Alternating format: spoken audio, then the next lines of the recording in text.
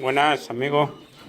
A ver, hoy vamos a hablar de la consanguinidad, porque parece ser que, bueno, yo no sé si lo voy a explicar yo mejor que nadie, pero bueno, para la gente anda ahí a la ligera mezclando, bueno, y me parece a mí que no va la cosa bien. A ver, empecemos que las palomas, todas, cualquier paloma, por muy bonitas o muy buenas, que todas tienen defecto. O sea, cuando digo que tienen defectos me refiero que tienen defecto en sus genes. O sea, tiene genes defectuosos, todos, cualquier ser vivo, las perdices, las palomas, nosotros, todos tenemos genes que están mal. O sea, así de fácil, así de simple. Entonces, cuando se hace consanguinidad, o sea, bueno, vamos a decir que las palomas tienen, se calcula que tienen 8 millones de genes hacen falta, o sea, es los que tiene una paloma para formar una paloma. 8 millones de genes. Entonces, claro, son muchos genes. Así que los vamos a reducir a una escala, vamos a decir que tiene 100 genes. Para formar una paloma, 100 genes. Esto es una suposición para que nuestra cabeza lo controle mejor. Supongamos que tiene 100 genes. Bueno, cuando una paloma, una hembra, echa un óvulo, pues echa 100 genes. En ese óvulo echa 100 genes, echa para formar una paloma completa. Ella tiene 200, porque tiene 100 de reserva. Ya sabe, de los que normalmente le llamamos genes portadores. Entonces, claro, el óvulo recibe 100 de la madre. Y luego el espermatozoide recibe otros 100 del padre. Entonces ya tiene, o sea, cuando se forma ahí el embrión ya tiene 200 genes. Tienen para formar 2 palomas.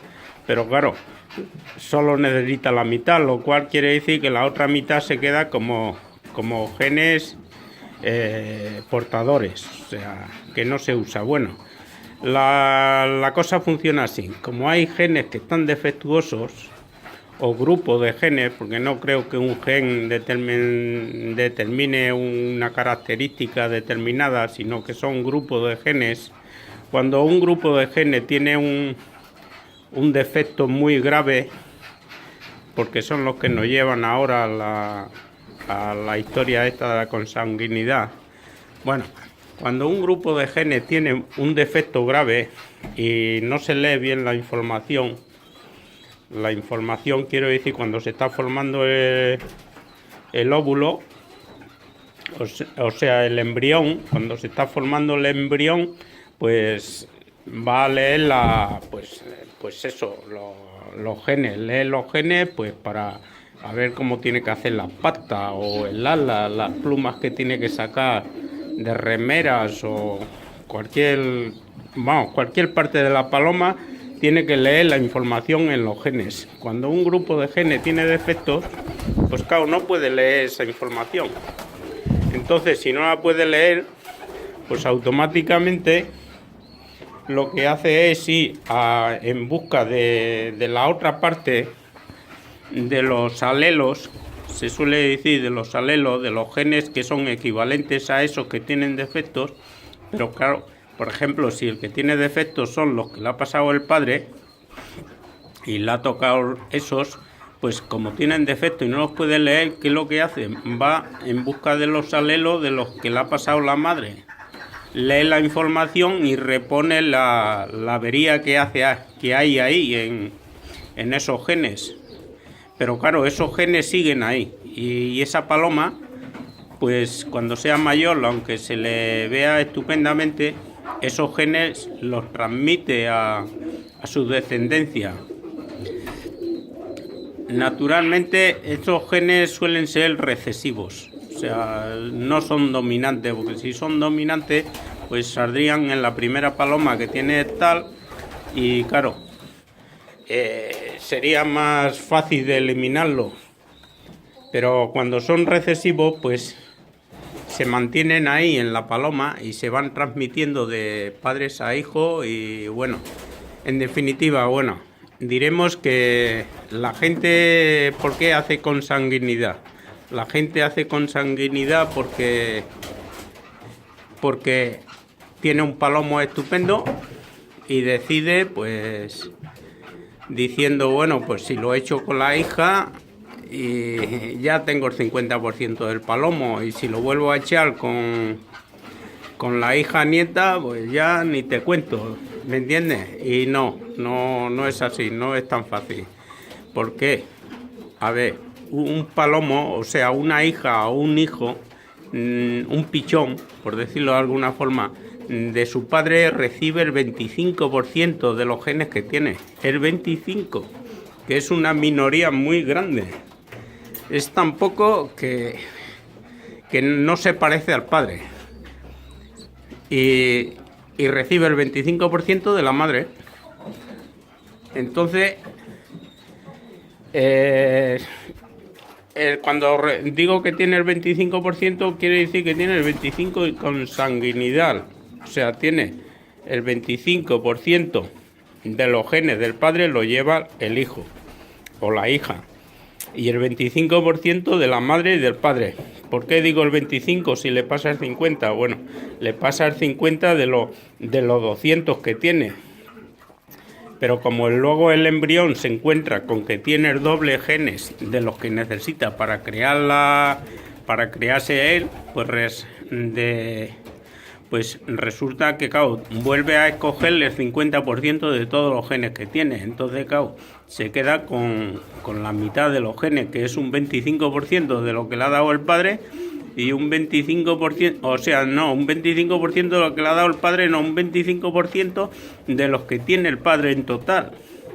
O sea, de la paloma que nosotros conocemos, de la que queremos reproducir. Entonces tiene un 25%. Bueno, si nosotros cogemos una hembra, una pichona, una hija de ese palomo que queremos reproducir, resulta que, bueno, que tenemos el 25% de consanguinidad ya con el padre. Pero como la queremos echar con el padre para poder sacar más tanto por ciento del padre, en la siguiente generación conseguimos, por ejemplo, una hija que sería una hija nieta de ese palomo que queremos, pero que tendría de consanguinidad ya un 37%. ¿Por qué tiene un 37%? O sea, un 37% de los genes que nosotros queremos. Que muchos piensan, dicen, pues ya tienes un 100% del palomo. No es tan fácil. Es el 25% porque es el padre, que en este es padre y es abuelo a la vez. El padre le da el 25% de los genes. Pero como la madre tiene otro 25%, pero como entran más genes en juego, pues se calcula que un 12%. O sea, eso es según las matemáticas, claro, que puede ser que le dé más o que le dé menos, porque eso es como un sorteo. Ahí hay 200 genes y te toca los que te toca. Pero bueno, si nos vamos a las matemáticas, un 25% le da al hijo. A la nieta, pues se quedaría ya en un 12%. En total un 12,5%, o sea, en total un 37 y pico tiene del padre abuelo. O sea, si fuera macho, o sea, es un 37,5% de lo que se parecería a su padre, y diría, bueno, es que realmente es otro palomo, es que es absurdo. Pero bueno, vayamos a lo que nos lleva a lo malo.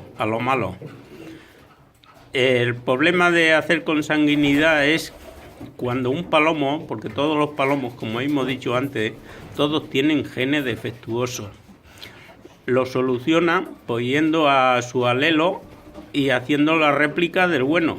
Pero claro, el problema es de cuando hacemos consanguinidad, imaginaros que esa hija nieta recibe de su padre, que también es su abuelo, recibe un grupo de genes que es defectuoso, que no se lee bien y que no le dice la información correcta de cómo tiene que formar el ala, porque tiene un defecto, no se lee bien y ya está. Entonces, ¿qué es lo que hace la naturaleza? Pues va, dice, a los alelos de la madre.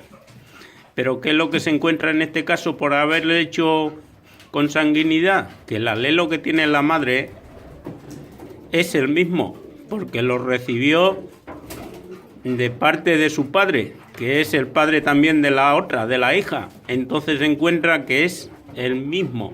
Entonces ya tenemos un pichón, un embrión, que cuando está formándose en el huevo, pues o se forma mal, o muere pocos días después de haber nacido, por hacer consanguinidad. Entonces el problema es ese, que cuando hacemos consanguinidad, los genes malos, los defectuosos, que los tienen todos los animales, no es que lo tenga una paloma, no, los tienen todos los animales, nosotros incluidos. La naturaleza sabe, pues bueno, sabe solucionarlo buscando sus alelos en la otra parte que tiene doble. Pero claro, cuando la otra parte proviene del mismo sitio, de los mismos genes o coincide, porque claro, se supone que el 25% recibe del padre. Si la hija ha recibido el 25% con respecto a ese alelo, lo ha recibido de la madre, y la madre no tiene ese defecto, pues no pasa nada, la nieta sale bien. Pero claro, si la nieta lo recibe y tú sigues haciendo consanguinidad, al final resulta que te encuentras con que el 50% de las palomas que tienes en el palomar pues tienen los mismos defectos y claro, no se ven, pues porque son genes que son